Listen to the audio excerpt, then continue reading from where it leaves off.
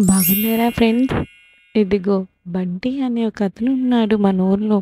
అతనికి స్వీట్స్ అంటే చాలా ఇష్టమండోయ్! ఓ రోజు వాళ్ళ అమ్మతో చెప్తారు, "ఈ మొత్తం స్వీట్స్ అన్నీ నేనే తినేస్తానమ్మా చూస్తూ ఉండు" అంటే వాళ్ళమ్మ ఆశ్చర్యంగా నవ్వుతూ చూస్తూ ఉంటుంది.